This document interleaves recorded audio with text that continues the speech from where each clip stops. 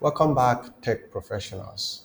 In today's video, I will walk you through a comprehensive and secure user offboarding process on Linux systems. If you are a system administrator or manage Linux infrastructure, this procedure is a must for maintaining security and access hygiene. Let's get started. I'll open up my terminal and minimize this. Okay, so the first step is to remove user from privileged groups. In our system, we have a user called Mary. So let me log in as Mary. Log in as Mary.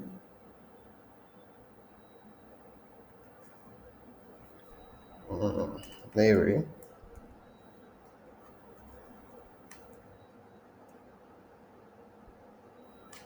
So if ID, you see this user Mary it belongs to a privileged group sudo. And this user has resigned or left the institution. So we're going to go through the process of offboarding this user, that is deactivating the user profile. All right. So let me exit from Mary's session. Okay. So I'm currently logged in as Vagrant. So I'm going to remove Mary from privileged groups. Okay. And that I will do as sudo gpass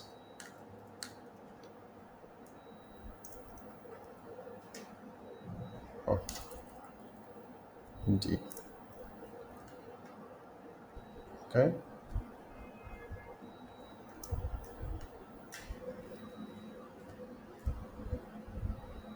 Okay. So let's see.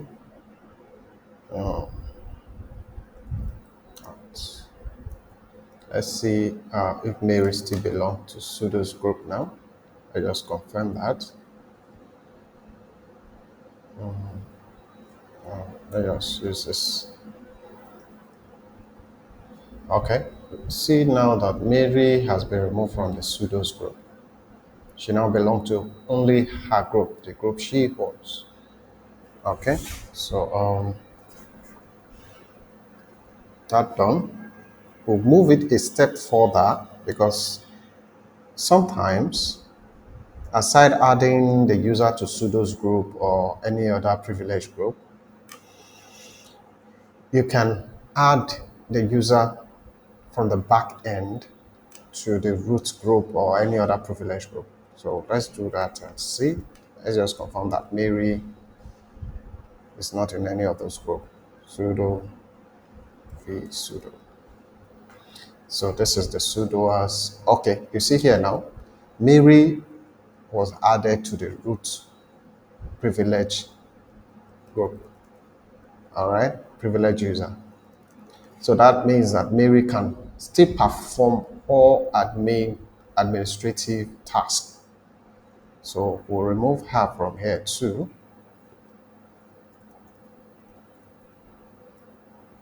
You save this and exit this.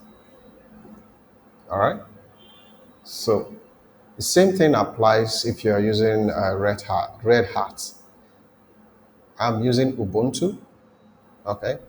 If you're using Red Hat, check the wheels, remove the user from the wheels group. Check if user is added to any other privileged group. Okay. So the next step is to remove the public key, the SSH public key. So to do that, sometimes it is recommended to back up the user public key. Okay, but I'm not going to do that. I'm just going to remove the key of the user. Okay, so I'll first off back up, remove the directory that stores the SSH key. Excuse me. I'll say sudo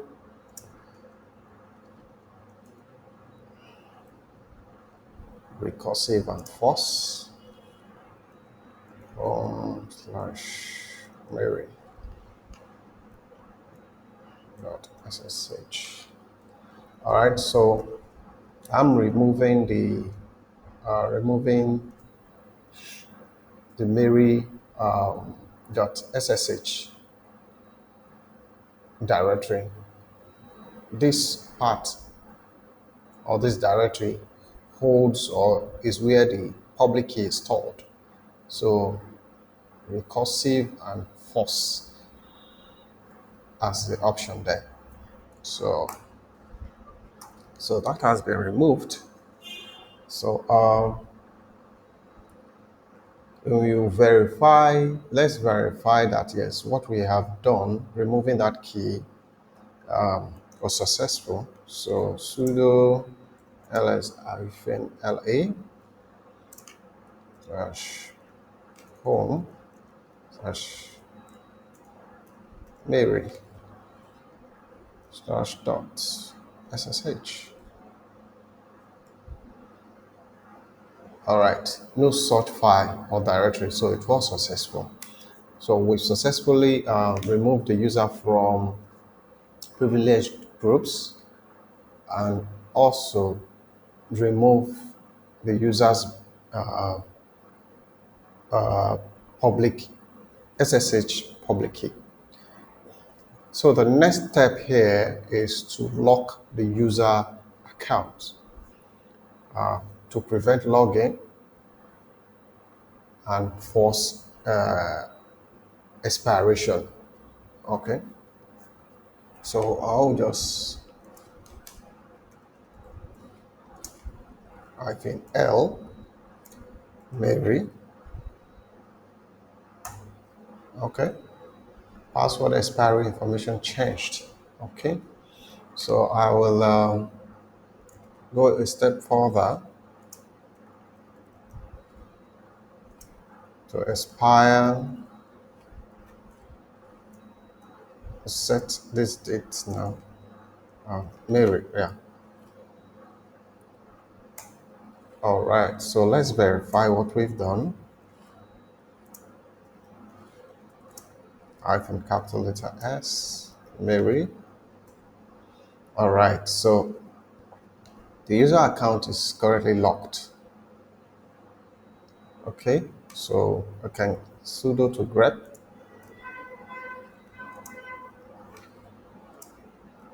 Let's check the shadow file as the shadow file. The shadow file holds the password, all passwords, encrypted password of all users in the system. So we are checking for the password of Mary. So, okay, here you see there's an exclamation mark which shows that the user is locked. All right. So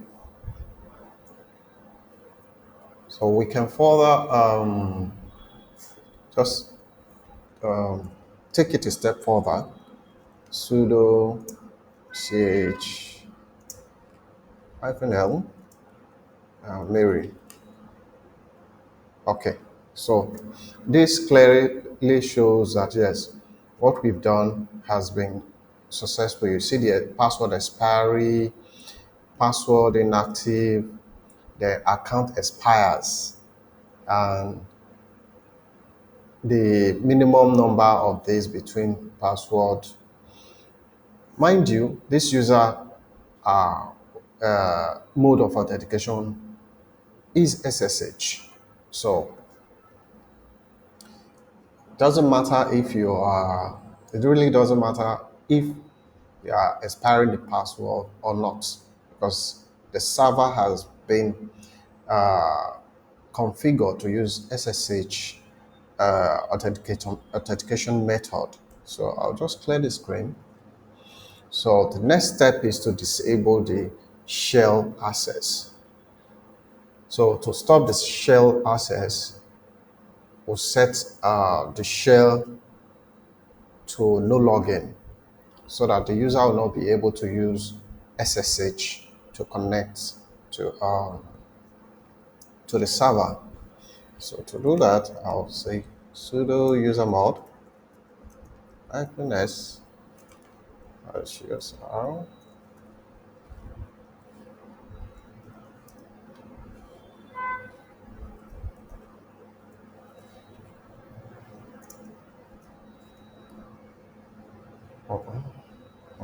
S.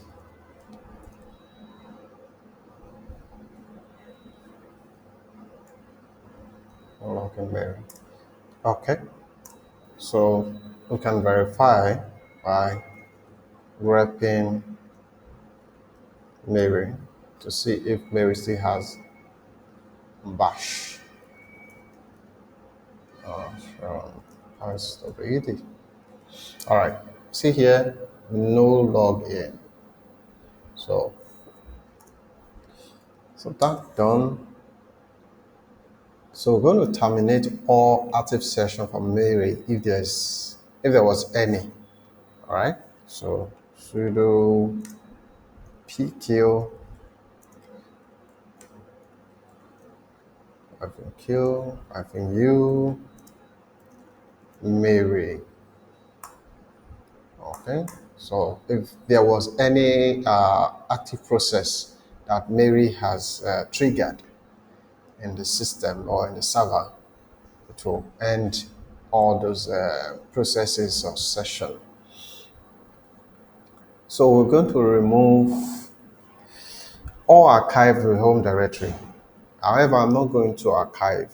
I'm just going to remove the home directory. Okay? You can either set it to quarantine, as the case may be, but I'm not going to do that. I'm just going to remove the home directory. But if you wish to quarantine the home directory for Mary, you can use sudo mv. I'm moving it now to /home /Mary to /backup quarantine,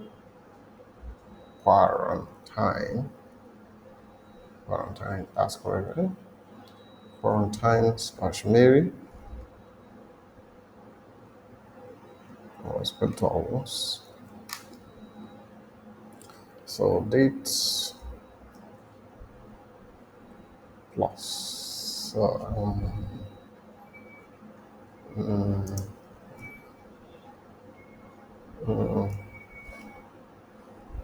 percentage.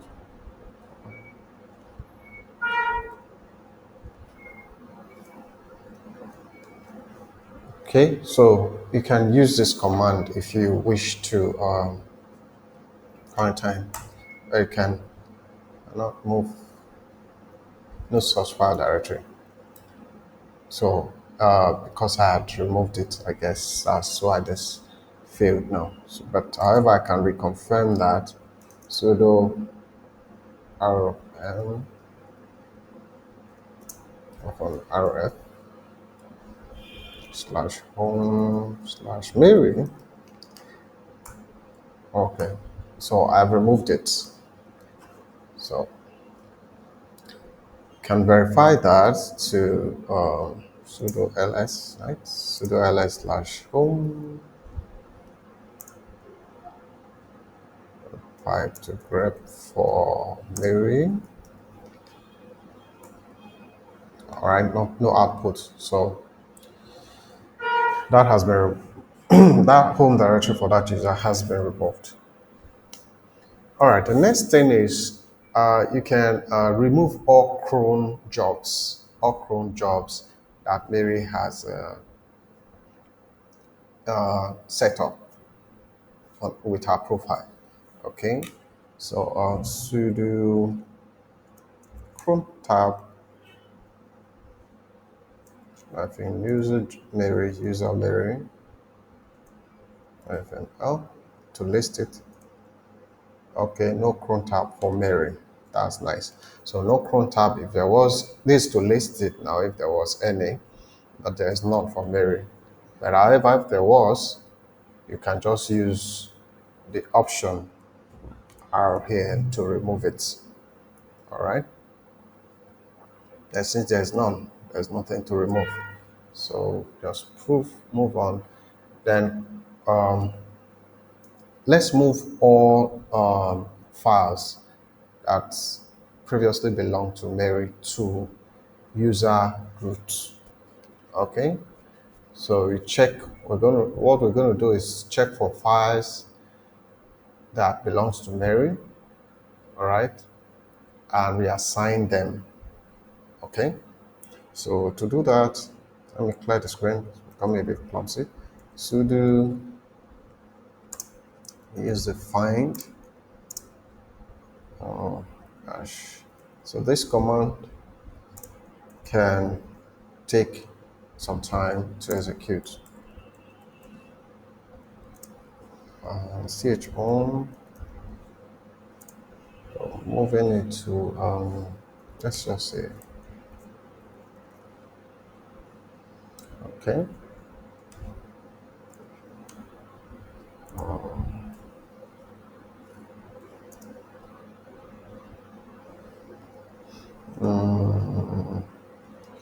Okay, let's move that output to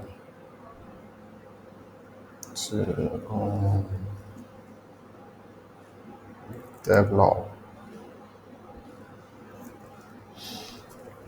Okay, so it's going to find all the file that belongs to Mary and then reassign them to root. Change the ownership to root. All right. So we are making it in a silent mode so that it doesn't just fill our screen. That's why we added this one. So okay, but no such file or directory. So all file, Mary didn't have any file to be moved. Okay. So we're going to remove any aside. All right, let me explain this so you guys will understand. Aside using Chrome tab or setting up Chrome job, there is a one-time schedule, one-time command that you can use to schedule jobs, and that's called at like this at. So this command is very, if it's probably Mary has some bad motive, maybe you want to carry out some funny activity. This command is a very dangerous command to use. All right, so let's see if there was any that was used by Mary. So we're going to query that at, okay, there's none. There's none. Okay. So however, we can still list further. ls l. Let us see the for from job. Okay, let's see. Is there any? Okay, cannot open directory. This permission denied. Sorry, I did not include sudo. All right, so none. So we are very good. We are very safe. So, however, if there was, you just identify the ID and then use it to remove the file. Now, the next step is to audit system logs for user activity. All right. So we're going to review logs to detect any recent user activity. Let's just check the journal CTL for any jobs that has been triggered. Okay, journal CTL, journal CTL. Okay, I think you KTD. Voila, sign dash that signs. Let's say, for example, 3 hours, 4 hours ago, in quotes, let's say 4 hours ago. Is there any? Starting deferred execution scheduler, started deferred execution scheduler. So there seems to be, everything seems to be fine here. None belong to Mary. All right. So let's just check authentication log and see if there's any failed attempt, or successful attempt, as the case may be. Sudo grep Mary.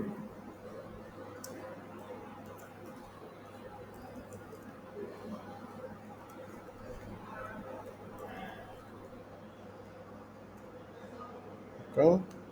So all these were Mary's activities. Okay. Okay, everything here that was done by vagrants. Okay, not by Mary.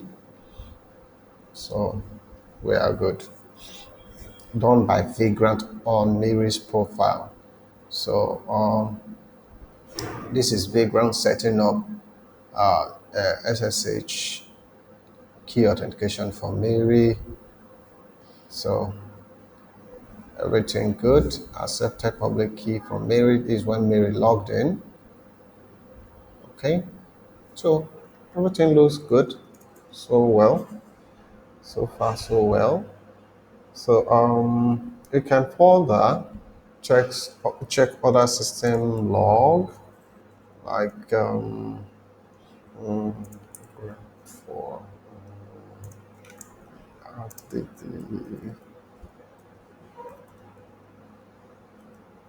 this is log.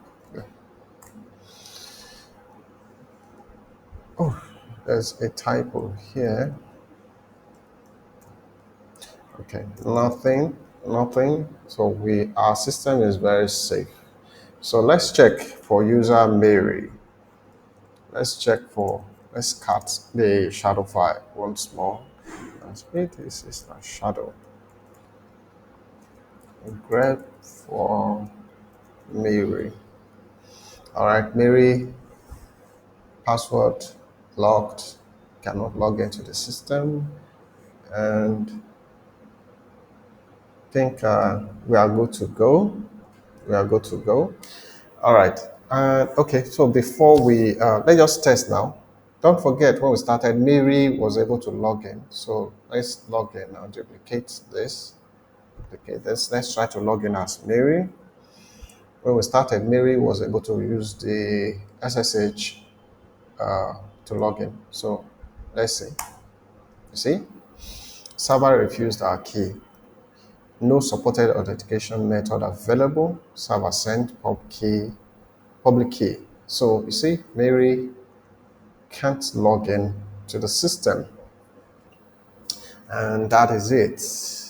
You have now performed a complete and secure offboarding of a user Mary in a Linux environment.